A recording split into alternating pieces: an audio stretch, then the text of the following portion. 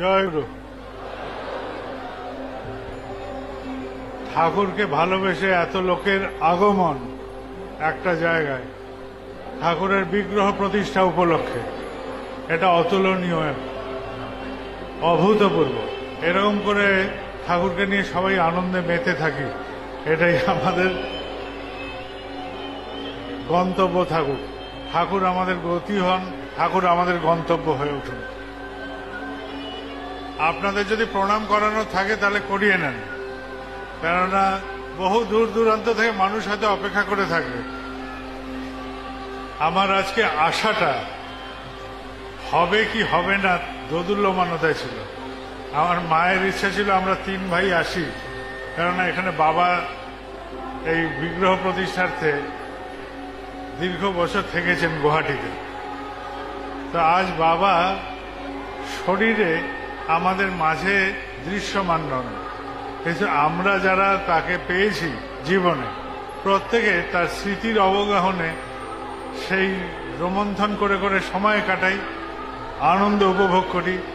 না পাওয়া সেই মুহূর্তগুলোকে কখনো কখনো দুঃখে বা কষ্টের মধ্যেও আনন্দে উদ্দীপ্ত হই যে তিনি আমাদের মধ্যে ছিলেন।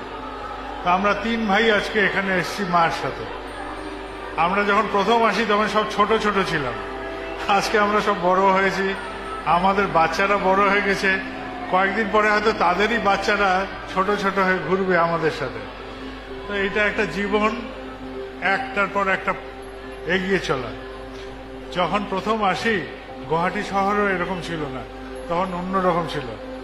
তখন প্রথম যখন নামি আমি এই গুয়াহাটি শহরে, আজ থেকে এত বছর আগে, তখন মায়ের সাথে প্রথম আমি আসি।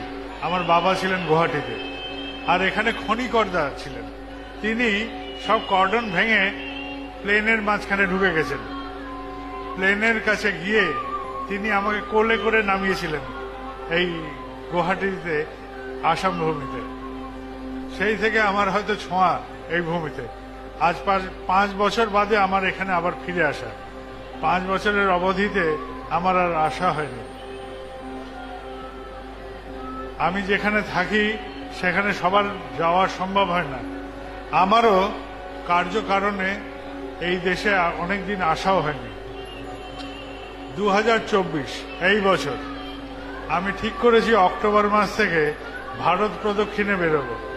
ভারত পরিক্রমায় যে যেখানে ঠাকুরের কাজ নিয়ে আছেন আমি সেখানে পৌঁছাবো। কেননা দীর্ঘদিন আমি দেওঘরে আটকে আছি। প্রথমে বাবার শারীরিক কারণে ওখানে থাকা হয়েছিল, এখন কিছু কারণের জন্য আমার দেওঘরে অবস্থান জরুরি, তাই আমার ওখানে থাকা। 2 বছর ধরে ওখানে প্রায় আটকে আছি বাবা যাওয়ার পরে।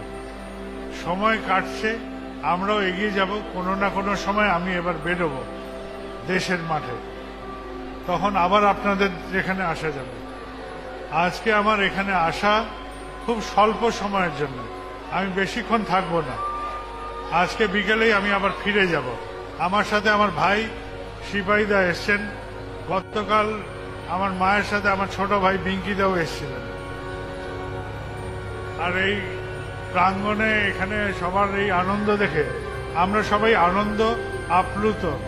আর এই আনন্দ নিয়েই আমরা ফিরে যাব আমাদের নিজেদের কর্মজগতে, নিজেদের পরিবারে, নিজেদের প্রিয়জনের কাছে, নিজেদের অভ্যস্ত জীবনে। কিন্তু এই জীবনের এই মুহূর্তটা যা আমরা দেখছি, যা আমরা উপভোগ করছি, সেটা আমাদের উদ্দীপনা ছড়া, আমাদের ক্ষুদ্র জীবনটাকে মহৎ করার প্রয়াস করুক। সবাই আনন্দে থাকি, সবাই ঠাকুরকে ভালোবেসে এগোতে যেতে পারি জীবনে। জয় গুরু।